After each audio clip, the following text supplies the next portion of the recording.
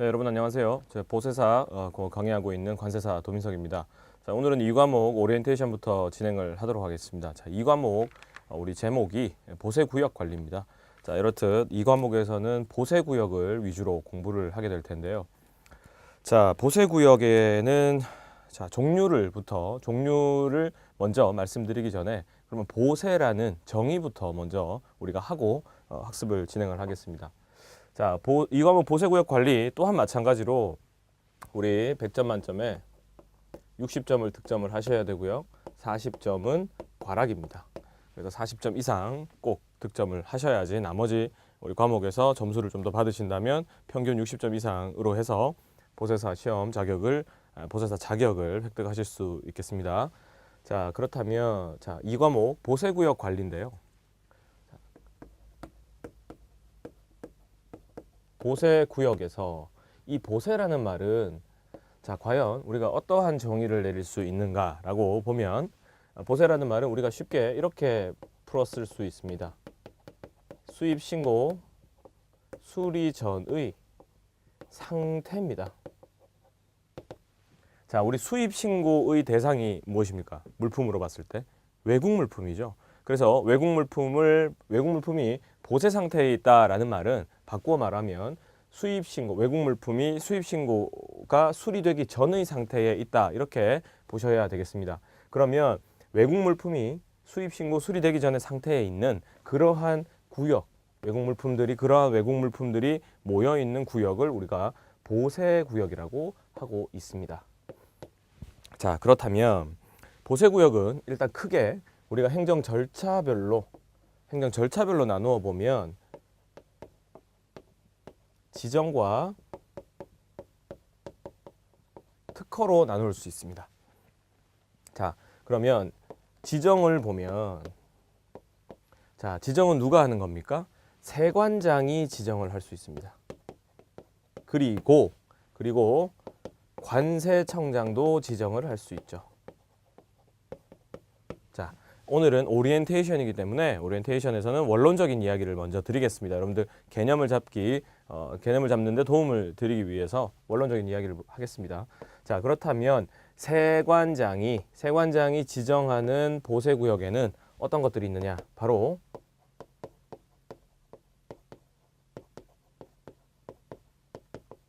지정보세구역이 있습니다.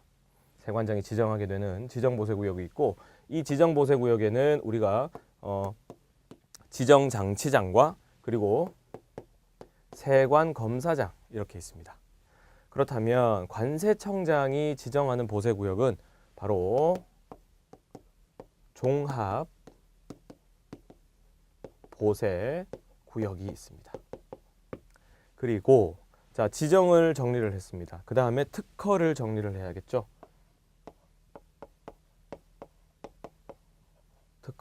특허는 누가 하느냐? 바로 세관장이 할 수 있습니다. 세관장이 일정 지역에 대해서 특허를 하여서 바로 특허를 한 그 구역을 우리가 특허보세구역이라고 해서 앞으로 학습을 하게 될 거고요. 특허보세구역에는 우리가 일단 일정한 물품을 통관을 하려는 물품을 장치하고자 하는 보세 창고가 있고요. 그리고 통관을 하고자 하는 물품을 그냥 원료 또는 제품 형태로 들어와서 제조 가공을 목적으로 하는 보세 공장이 있습니다. 그리고 외국 물품을 그대로 들어와서 관세 부담 없이 건설에 공할 수 있는 보세 건설장이 있고요.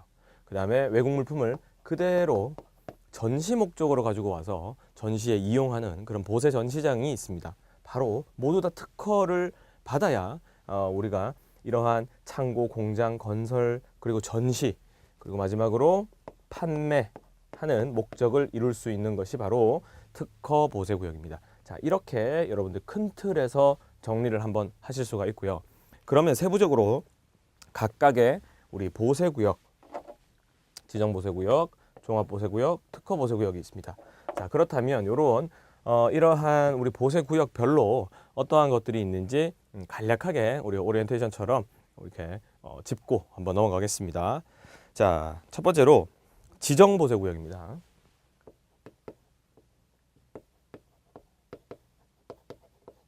지정보세구역의 그 대상은 여러분들 통관을 하고자 하는 물품이 대상이 됩니다.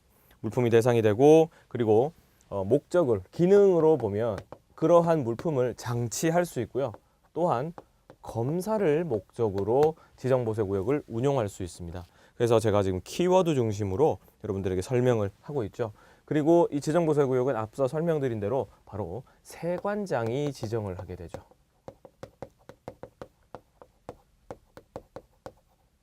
자, 이렇게 여러분들 간략하게 키워드로 학습을 지금 해드리고 있습니다. 그 다음에 우리 특허보세구역부터 먼저 한번 해볼까요? 네, 특허보세구역입니다.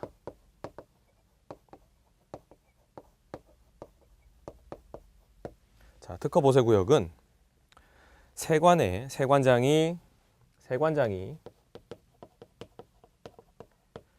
소유자나 관리자의 신청에 의해서 그 신청을 받았을 때 특허를 할 수 있습니다. 자, 특허라는 것은 특별한 허가, 그리고 특별한 권리를 취득하고자 누군가가 신청을 하는 절차를 사전에 거치겠죠. 그런 신청이 있을 때 신청 내용을 심사한 후에 세관장이 특허보세구역으로서 특허를 할 수 있게 되고 있습니다. 그게 바로 특허보세구역이고요. 세관장이 특허를 하고 있다.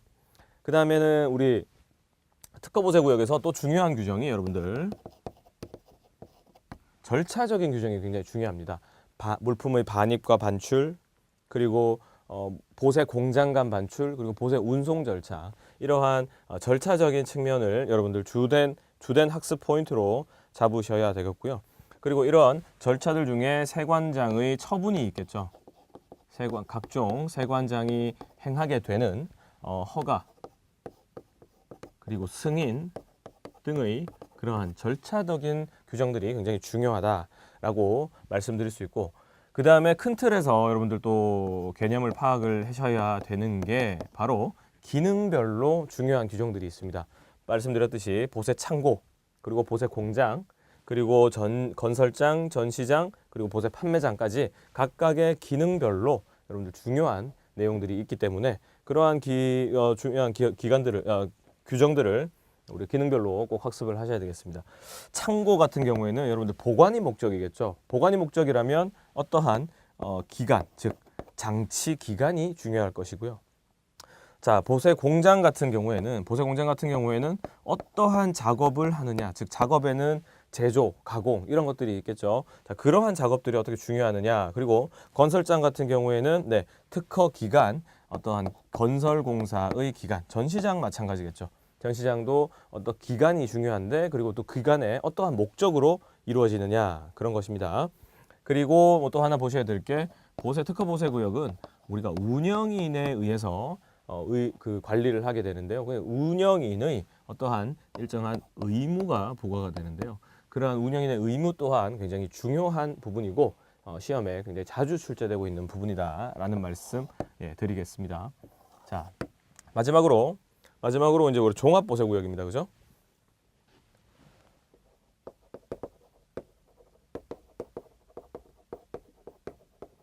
자, 종합보세구역의 같은 경우에는 일단은 지정권자가 누굽니까? 앞서 설명드렸다시피 관세청장이 일정한 구역을 종합보세구역으로서 설정을 하여서 관세청장이 종합보세구역을 지정하게 되죠. 자, 지정을 할 때 그러면 어떤 자연의 상태에 있는 것을 관세청장이 지정하느냐? 그건 또 아닙니다. 지정 요청자의 요청이 있는 경우 또한 우리가 관세청장이 종합보세구역으로서 우리가 지정할 수가 있는 것이죠. 그 다음에 종합보세구역에서 또 중요한 것은 우리 종합보세구역의 정의를 빗대어서 좀 살펴볼 수 있는데요. 종합보세구역이라는 것은 특허받은 특허보세구역의 기능 중 2 이상의 기능을 수행하는 일정한 지역을 종합보세구역으로 지정하게 됩니다. 그렇다면 종합보세구역 또한 기능별 특성을 여러분들 주된 학습 포인트로 잡으셔야 되겠습니다. 그리고 또 중요한 것이 당연히 우리 공통적으로 들어가는 절차적인 규정이죠. 절차적인 규정. 당연히 세관장의 뭐 허가 승인 등의 절차, 그리고 물품의 뭐 반출입 절차 등의 굉장히 주요한 학습 포인트가 있을 수 있고요. 자, 그다음에 종합보세구역만이 가지고 있는 또 환급 규정이 있습니다. 판매인과 그리고 외국인 관광객 등의 판매인과 외국인 관광객 등에 대한 그러한 우리 환급 규정이 있습니다. 그 내용 또한 우리가 종합보세구역 편을 우리 살펴보면서 학습하도록 하고요. 그리고 또한 뭐 기능 정지 뭐 이런 부분들도 중요하겠죠. 자, 이렇게 종합보세구역, 지정보세구역, 특허보세구역의 중요한 부분들 한번 언급드렸습니다. 오리엔테이션의 성격에 맞게끔. 자, 그런데 또 한 가지가 더 있습니다. 세관장이 지정하는 아주 특수한 보세구역인 수입, 활어, 장치장이라는 곳이 있습니다. 자, 요 규정은 굉장히 특이한 규정이기 때문에, 그리고 시험에 꼭 한 문제씩 나옵니다. 그래서 우리 본 교재에서도 교성을 해놨고요. 그 다음에 세관장의 허가 대상이죠. 수입, 활어, 장치장은 세관장의 허가 대상이다라는 거 꼭 명시를 해주시고요. 기억을 해주시고, 그리고 우리 활어, 장치장에서는 뭐 시설 요건이 좀 중요하겠습니다. 시설 요건과 그리고 활어의 장치 요건이 있습니다. 자, 이러한 중요한 규정까지 전체적으로 한번 크게 빠르게 패스트 리뷰 프리뷰를 해봤습니다. 자, 이렇듯 이 과목 보세구역 관리에서는 제가 판서한 이런 4가지 보세구역에 대해서 여러분들 학습을 하실 거고요. 마찬가지입니다. 1, 2, 3, 4, 5과목 어느 하나 중요하지 않은 것이 없습니다. 여러분들 그래서 아주 고르게 학습하셔야 된다는 차원에서 이 과목 또한 소홀하게 생각하지 마시고 저 잘 따라오신다면 보세사 시험에 좋은 결과 있을 거라고 믿어 의심치 않습니다. 자, 이로써 우리 이 과목 보세구역 관리 오리엔테이션을 마치고요. 다음 시간에 뵙도록 하겠습니다. 수고하셨습니다.